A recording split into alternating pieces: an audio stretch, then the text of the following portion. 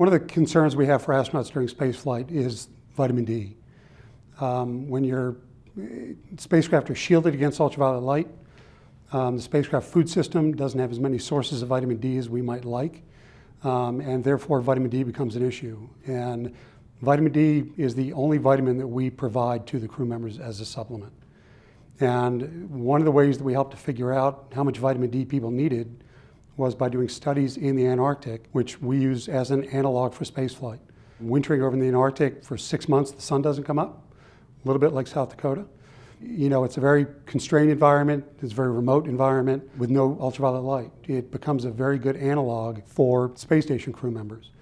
And we did studies looking at different doses of vitamin D and how much vitamin D it would take to maintain vitamin D levels at a good level during the winter in Antarctica, which then translated to space station.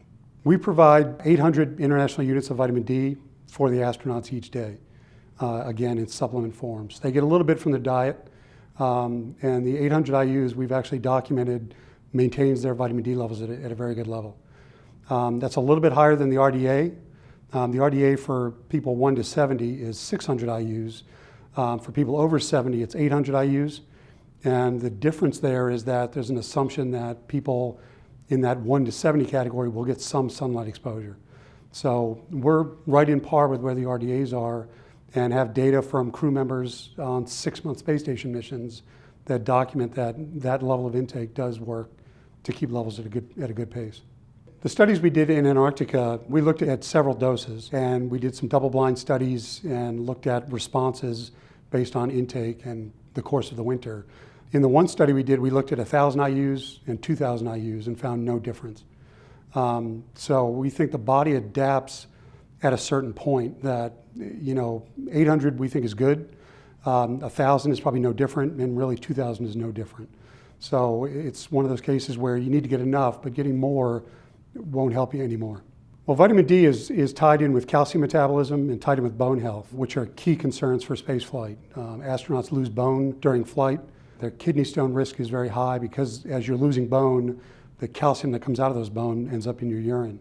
So we're very concerned, again, about kidney stone risk, bone loss.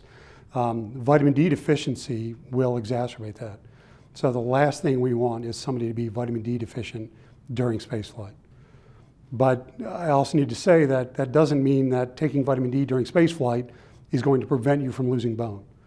But again, not having enough vitamin D would make it worse. So it's one of those cases where it's not the fix for everything, but you need to make sure that you've got good nutritional support on board to allow the rest of your physiology to maintain.